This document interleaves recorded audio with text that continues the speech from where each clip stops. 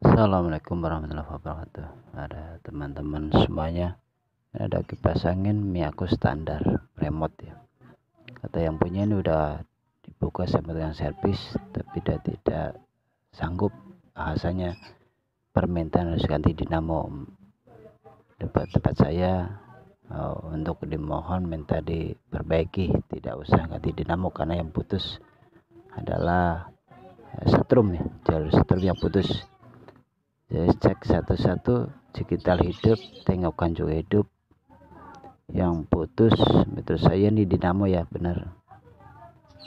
Karena tidak ada getaran dari as sama sekali, tidak ada itu. Kita akan coba membukanya, mudah-mudahan sih bisa. Tapi kalau menurut saya pribadi ya, apabila putusnya setrum, bahasa ya, setrum atau setrum kapasitor itu sama, itu menurut saya lebih mudah ya, lebih mudah diperbaiki daripada putusnya kecepatan atau putusnya kapasitor. Gitu harus benar-benar tepat ya. Kalau sampai salah nyambung, dinamo tidak akan hidup kembali. Kalau putusnya setrum, itu ada trik atau cara tersendiri ya bagi saya seperti ini. Saya akan membagikan step buat teman-teman atau saudara semua dimanapun berada. Apabila ada yang putus dinamo setrumnya, trik atau modelnya kita sambungkannya itu seperti ini ya. Nah, ini jalurnya juga berbeda dari skema ya yang waktu itu ya saya jelaskan. Ini sangat beda sekali skemanya. Intinya seperti ini. Coba kita buka dulu ya. Oh iya benar, ini telah dibuka sama orang lain ya. Yang putusnya juga kelihatan ya. Kita langsung masuk operasi aja. Intinya di sini kita akan mengetahui posisi putusnya ini apa, jalur apa gitu.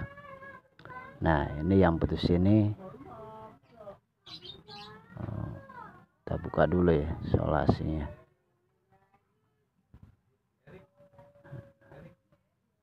Nah, ini kita perhatikan putusnya ini jalur apa gitu. Kita harus tahu. Dan posisi ini power yang saya bahas di skema kemarin ya, power itu di mana. Nah, kita juga harus tahu. Nah, kita buka semuanya, kita kupas ya, supaya teman-teman ya, yang lain ya, yang belajar supaya lebih paham ya. Saya akan menjelaskan di sini adalah yang penting di sini adalah power. Nah, ini power keluar satu kabel. Nah, seperti ini. Ini keluar satu kabel. Keluar satu kabel ini power. Ya, 4 sisi ya. 1 2 3 4. Ini adalah power. Ya.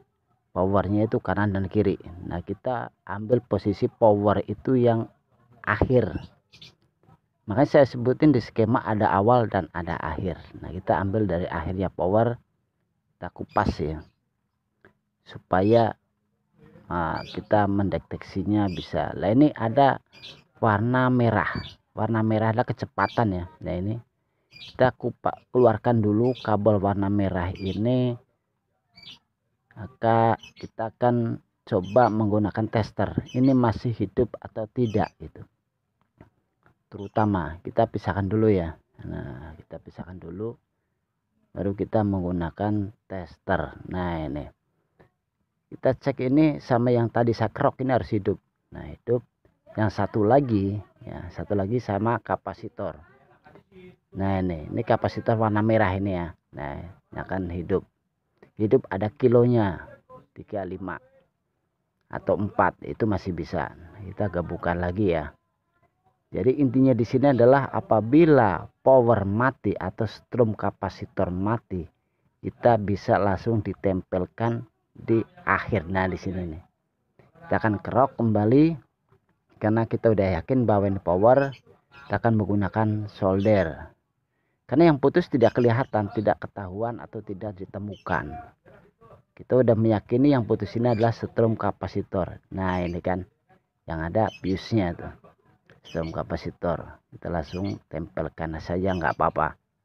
Saya jamin dan saya menganjurkan pada teman apabila putus kapasitor, bisa diparalel ya, seperti ini. Silakan. Saya menghimbau pada teman-teman, apabila putusnya setrum, kapasitor atau power bisa diparalel seperti ini. Yang penting kita tahu posisinya awal dan akhir. Seperti di skema saya udah beberapa kali jelaskan, dinamo itu luas, tapi kita harus memahami posisinya, letaknya, dan kapasitornya, kecepatannya kita harus paham. Setelah kita paham, setelah kita tahu, apabila ada yang putus seperti ini, suatu contoh, ini sangat mudah ditemukan atau sangat mudah diperbaiki. Itu himbauan dari saya. Mudah-mudahan video ini bermanfaat ya. Saya hanya sedikit membagikan ilmu. Intinya, apabila putus power bisa diparalel. Apabila tidak ketemu ya, ini kata yang punya, katanya tukang servis tidak sanggup ya, harus mengganti dinamo. Tapi berhubung yang punya kipas ini mungkin harga dinamonya terlalu mahal atau tidak memegang uang ya, saya juga nggak tahu, meminta sama saya untuk diperbaiki. Alhamdulillah masih bisa diperbaiki. Mudah-mudahan ya, mudah-mudahan bisa kuat, tahan lama. Karena power itu saya pribadi itu sangat mudah diperbaiki ya. Dari putusnya power, maksud saya putusnya power itu sangat mudah diperbaiki daripada putusnya kecepatan atau putusnya kapasitor. Itu saya hanya menghimbau pada teman-teman, silakan dipahamin dari skema yang lain, penyambungan yang dinamo yang lain ya, banyak sekali ya di video saya yang lain. Mudah-mudahan bermanfaat. Kita akan tes menggunakan listrik ya, setelah kita rapikan. Alhamdulillah ya.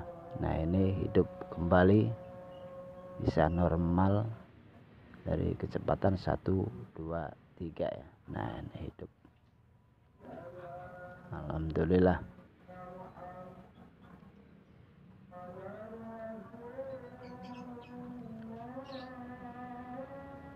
Ini dari tengokan juga masih hidup ya, tadi juga tengokannya hidup. Nah, alhamdulillah ya, masih bisa normal ya. Memang tengokannya sama kita juga nggak bermasalah, yang bermasalah hanya dinamonya yang putus ya.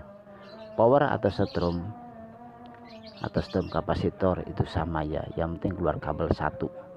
Berapa kali saya jelaskan di skema yang lain ya, power itu keluar kabel satu, beda dengan powernya kipas regensi yang besi, itu powernya 2. Berbeda ya, karena ada perbedaan dari segi dinamo ya. Ini khusus kipas yang wattnya 60 atau 45 watt. Kalau regensi memang wattnya itu udah tertentu ya, dari 85 nyampe 110 watt. Kita akan menggunakan baling-baling, kita tes ya. Saya menjamin angin juga normal, karena ini udah berapa kali ya saya lakukan. Alhamdulillah tidak ada komplainan pada konsumen saya.